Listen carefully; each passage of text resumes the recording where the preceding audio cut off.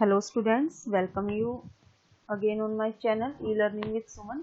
Today we are going to discuss worksheet number 60. आज की बच्चों जो हम वर्कशीट करने जा रहे हैं वर्कशीट नंबर है हमारी 60। क्लास हमारी 9th है, सब्जेक्ट हमारा कौन सा है बच्चों? इंग्लिश। डेट है हमारी 1 दिसंबर, 1 दिसंबर की हमारी वर्कशीट है।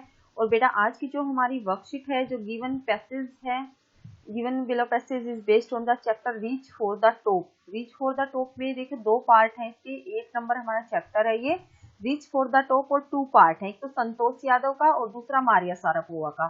तो फर्स्ट पार्ट जो संतोष यादव का है वो आज की हम इस वर्कशीट में डिस्कस करेंगे। Read it and answer the questions that follow.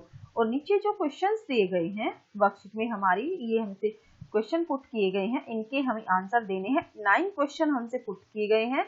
पहले इसके लिए क्वेश्चंस करने के लिए पहले हमें इस पैसेज को अच्छे से, जो समरी दी गई है चैप्टर की, उसको अच्छे से समझना होगा और अंडरस्टैंड करना होगा। ठीक है। Santosh Yadav was born in a small village in Haryana. कहाँ जन्म हुआ था संतोष यादव का? Small village in Haryana in a traditional conservative family of prosperous landlord. एक जमींदार के घर, एक मतलब संपूर्ण धन संपत्ति अच्छी थी, कंजर्वेटिव मतलब जो संकीर्ण विचारों वाले, परंपरागत, जो पारंपरिक मतलब रीति रिवाजों को ज्यादा मानते थे। She was the youngest and the only sister of 5 brothers. जो संतोष यादव थी वो 5 भाइयों की एक बहन थी। ठीक है। ओनली 1 सिस्टर थी और 5 इनके ब्रदर्स थे। And never satisfied with the traditional way of life. ये कभी भी अपने जो ट्रेडिशनल वे ऑफ लाइफ था, ट्रेडिशनल मतलब रीति रिवाजों वाला, ट्रेडिशनल परंपरागत तरीके वाले जीवन को ये पसंद नहीं करती थी, सेटिस्फाइड नहीं थी उससे। She did not wear traditional dresses. और उन्होंने अपने बचपन में भी ट्रेडिशनल ड्रेसेस पहनना पसंद नहीं था। एंड प्रेफर्ड, और उन्होंने किसको चुना, किसको प्रेफर किया? शॉर्ट्स वो पहनती थी बचपन में ही। And study in the village school, और वो जो गांव का स्कूल उसमें पढ़ने जाती थी। Looking back she says now, पीछे मुड़कर जब वो देखती हैं तो अपनी लाइफ के बारे में क्या कहती हैं? From the very beginning, starting से ही, I was quite determined that, मैंने निश्चित कर लिया था, if I choose a correct and rational path, अगर मैं एक करेक्ट पथ चूज करती हूँ, the others around me had to change, तो मतलब जो पथ मैं चूज करूंगी उसके अकॉर्डिंग लोगों को बदलना होगा, नॉट मी, न कि मैं नहीं बदलूंगी। This determination helped her move ahead in her journey to achieve success. और जो ये डिटर्मिनेशन उनसे किया था, ये जो दृढ़ निश्चय किया था, इसी दृढ़ निश्चय के साथ वो अपनी मतलब लाइफ में इतनी आगे अहेड, इतनी आगे बढ़ पाई और ये अचीव, और ये सक्सेस उन्होंने अचीव की। She threatened her parents to never marry if she did not get a proper education. उन्होंने ना अपने पेरेंट्स को क्या किया था? उन्होंने अपने पेरेंट्स को मतलब धमकी भी दी थी कि वो तब तक शादी नहीं करेगी जब तक वो एक अच्छी एजुकेशन गेन नहीं कर लेती। Okay. she did not get a proper education. For this she was even ready to work part time to bear all expenses. इस प्रकार वो गांव छोड़ के चली गई थी और दिल्ली आ गई थी, और उन्होंने मतलब अपनी, जब पेरेंट्स ने उसके जो एक्सपेंसेस थे, पढ़ाई का खर्चा जो था वो देने से मना कर दिया, तो उसने पार्ट टाइम जॉब करने के लिए वो तैयार हो गई थी। When her parents refused to pay her, but later they agree. लेकिन बाद में वो सहमत हो गए थे। After passing high school exam से जॉइन महारानी कॉलेज इन जयपुर। इसके बाद उन्होंने, जब वो हाई स्कूल एग्जाम क्लियर कर लेती हैं तो महारानी कॉलेज में वो एडमिशन लेती हैं। कहाँ पर? जयपुर में। Her room in Kasturba hostel face the Aravalli hills. देखो जो उसका रूम था, उनका रूम था कस्तूरबा हॉस्टल, किसके सामने पड़ा था? अरावली हिल्स, वहां से दिखाई देती थी। From there she used to watch people climbing hills then disappearing. वो देखती थी कि किस प्रकार है ना लोग है जो क्लाइंबिंग, चढ़ना, पहाड़ी पर चढ़ते हैं और फिर गायब हो जाते हैं। Curious to find the reason, इस मतलब कि वो कहाँ चले जाते, किस प्रकार वो चढ़ते हैं इतनी ऊंची पहाड़ी पर, किस प्रकार गायब हो जाते हैं। क्यूरियस होता उत्सुक, वो इस बात को जानने के लिए बड़ी उत्सुक थी, इस बात का रीजन जानने के लिए। One day she went there, एक दिन वो वहीं चली गई। And found a few mountaineers, और बहुत फाउंड ए फ्यू माउंटेनियर, कुछ माउंटेनियर्स क्या होते हैं? पर्वत आरोही, जो बड़े बड़े पर्वत पर चढ़ते हैं। ठीक है। She asked if she could join them, उसने उनसे पूछा क्या तुम मुझे अपने आप में मतलब अपनी टोली में शामिल करोगे। They not only agreed but motivated her to take to climbing. उन्होंने एग्री ही नहीं हुए उसे ज्वाइन करने के लिए, बल्कि उसको मोटिवेट भी किया कि हाँ तुझे भी यहाँ पर मतलब आपको भी प्रैक्टिस करनी चाहिए।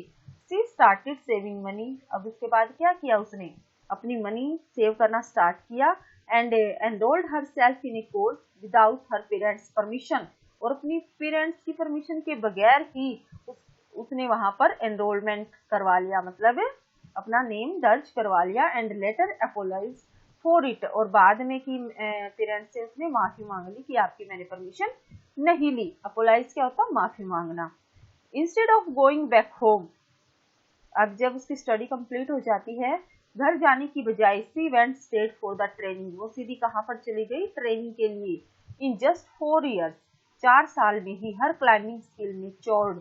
जो उसकी चढ़ने की स्किल थी वो उसमें मेच्योर हो गई। And she developed remarkable resistance to cold and altitude. मतलब जब वो उसमें मेच्योर हो जाती है तो मतलब उसके शरीर में इतनी फिजिकल सहन शक्ति ज्यादा थी ठंड को और ऊंचाई को सहन करने की।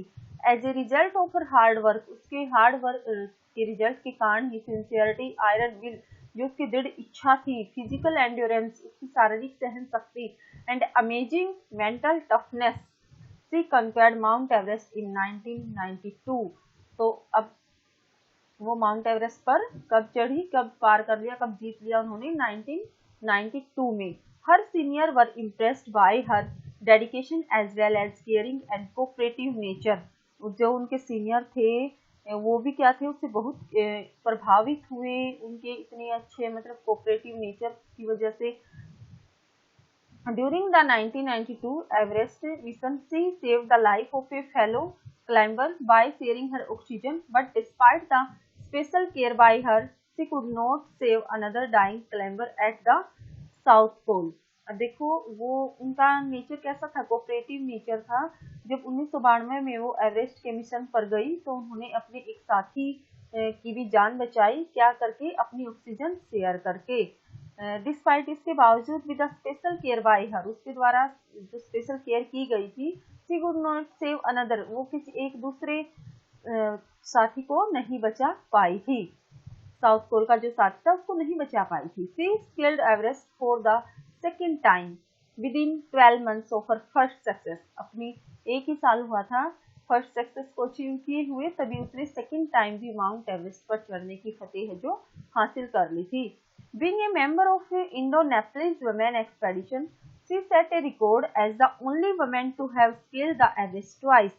अब देखो वो एक ऐसी फर्स्ट इंडो नेपलिस वुमेन एक्सपेडिशन थी, उसने क्या उन्होंने रिकॉर्ड बनाया कि पहली वुमेन थी जो 2 times मतलब ट्वाइस, 2 बार एवरेस्ट पर वो चढ़ी थी, एवरेस्ट को उन्होंने पार किया था।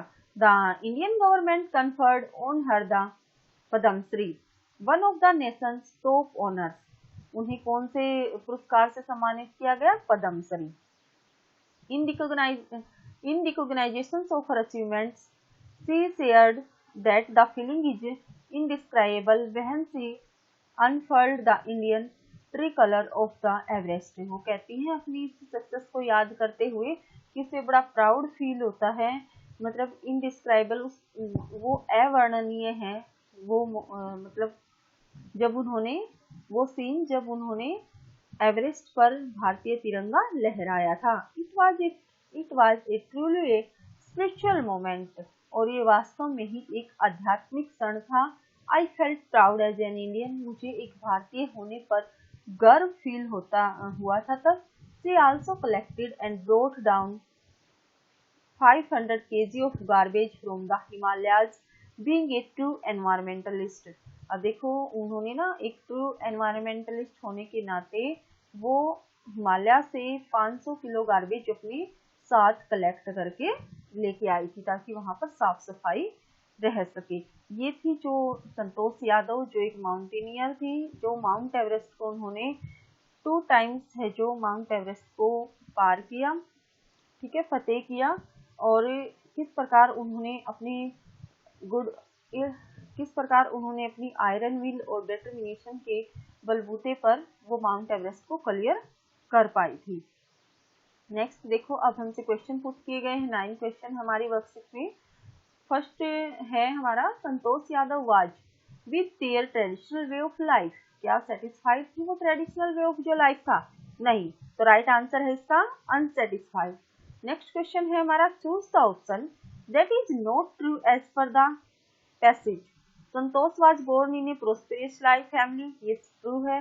हर parents were keen on getting her educated, नहीं ये ट्रू नहीं है, तो राइट ऑप्शन है इसका बी, क्योंकि उसके पेरेंट्स उसको एजुकेशन दिला के खुश नहीं थे, इच्छा नहीं थी उनकी। नेक्स्ट है third question, there is a phrase used in the passage a rational path, which of the following expression is incorrect with reference to the word rational। अब rational के साथ देखो नंबर, एक्सप्लेनेशन, चॉइस, ये इसी के हैं। Superstition है अंधकार, जो उसने रैशनल पथ अपनाया था उसका अपोजिट है, इनकरेक्ट है। सुपरस्टिशन होता है अंधकार, मतलब अंधविश्वास। Next fourth question, fourth, fifth, six, seventh, eight, ninth, ये जो हमारे 6 क्वेश्चन हैं, इनके आंसर मैंने आपको आगे रिटर्न में दिए हैं। फोर्थ क्वेश्चन देख लेते हैं, which behaviour shows that Santosh defied the traditional lifestyle. कौन सा बिहेवियर है संतोष यादव का जो दिखाता है कि उन्होंने उनको जो पारंपरिक लाइफस्टाइल था, ट्रेडिशनल लाइफस्टाइल था, वो पसंद नहीं था। संतोष वोर शॉर्ट्स, संतोष क्या पहनती थी बचपन में? शॉर्ट्स पहनती थी इंस्टेड ऑफ ट्रेडिशनल अटायर, जो मतलब जो ट्रेडिशनल परंपरागत कपड़े थे, ड्रेसेस थी, वो नहीं डालती थी। Went to study in Delhi when girls in her village got married, और जब उनके गांव में लड़कियों की शादी कर दी जाती थी उस एज में वो पढ़ने के लिए कहाँ गई थी? दिल्ली गई थी। She even decided to go to do the part time job to pay her fees। उन्होंने तो यहाँ तक डिसाइड कर लिया था कि वो अपने स्कूल की जो कॉलेज की फीस है वो भी कैसे पे करेंगी? पार्ट टाइम जॉब करके। नेक्स्ट क्वेश्चन है, why did her parents agree to pay for her educational finally. तो लास्ट में उसके पेरेंट्स क्यों एग्री हो गए, कैसे एग्री हुए कि वो एजुकेशनल जो फीस है उसकी वो पूरी करेंगे? Why did her parents agree to pay for her education finally. Santosh Yadav के पेरेंट्स लास्ट में किस प्रकार एग्री हुए? उसकी एजुकेशन के लिए है बेटा यहाँ पर। when Santosh parents refuse to pay for her education, हाँ यही है, जब उन्होंने एजुकेशन के लिए पे करने से मना कर दिया। She politely inform them of her plans to earn money by working part time to pay her school fees. Yes, तो पे उन्होंने क्या किया कि वो स्कूल के साथ साथ अपनी पार्ट टाइम जॉब भी करेगी। सो they agree to pay for her schooling in Delhi, इसलिए हाँ वो एजुकेशन के लिए पे करने के लिए राजी हो गई। नेक्स्ट क्वेश्चन है देखो, what happened when she was studying in Jaipur. जब वो जयपुर में स्टडी कर रही थी तो क्या हुआ था वहां पर? From the window of her room in the Kasturba hostel, जब वो कस्तूरबा हॉस्टल में थी, महारानी कॉलेज में थी जयपुर के और कस्तूरबा हॉस्टल में रहती थी। Santosh used to watch the villager going up the hills and then suddenly disappearing after a while. वो देखती थी कि जो विलेजर्स हैं वो हिल्स पर क्लाइंब करते हैं और अचानक से डिसअपीयरिंग, गायब हो जाते हैं। It inspired her to explore the hills, और इसी चीज ने उनको मोटिवेट किया था हिल्स को एक्सप्लोर, मतलब वो भी क्या करेंगी? वो भी क्लाइंब करेंगी, वो भी प्रैक्टिस करेंगी। नेक्स्ट क्वेश्चन है 7, how could see compare mount Everest. वो माउंट एवरेस्ट को किस प्रकार कंपेयर जीतती हैं, किस प्रकार पार करती हैं? Santosh Yadav was born in a traditional family but she was determined and self motivated. वो किसी के द्वारा मोटिवेट नहीं किया गया था उनको, वो क्या थी? सेल्फ मोटिवेटेड भी थी और दृढ़ निश्चयी थी। In Jaipur she saw the villagers going up the hills, Jaipur में उन्होंने क्या देखा कि जो विलेजर्स हैं वो हिल्स को, मतलब हिल्स पर क्लाइंब करते हैं और डिसअपीयर हो जाते हैं। It inspired her to explore the hills. She is the first women in the world to climb Mount Everest twice, और वो क्या थी? फर्स्ट वुमेन थी वर्ल्ड में जो माउंट एवरेस्ट पर दो बार उन्होंने माउंट एवरेस्ट पर चढ़ाई की थी, फतेह किया था माउंट एवरेस्ट को 2 टाइम्स। नेक्स्ट क्वेश्चन है देखो, from the very beginning I was quite determined that if I choose a correct and a rational path the other around me had to change, not me. मतलब उन्होंने बोला था कि अगर मैं क्या हूँ, मैं बिल्कुल डेटरमाइंड हूँ, जो मैंने पथ है जो चूज किया है, करेक्ट और रेशनल पथ है, उसके अकॉर्डिंग मुझे अपने आप को चेंज नहीं करना है, बल्कि नॉट मी, जो पीपल है मेरे अराउंड उनको चेंज होना पड़ेगा। Do you agree with this statement? Why या why not? Yes, we are agree with this statement. Santosh wanted to chart her own course in life. उन्होंने खुद का जो है अपना चार्ट बनाया था अपनी लाइफ का, rather than following the age old customs, बल्कि इसके बजाय कि उन्होंने जो पुराने रीति रिवाज कस्टम्स थे उनको फॉलो नहीं किया था।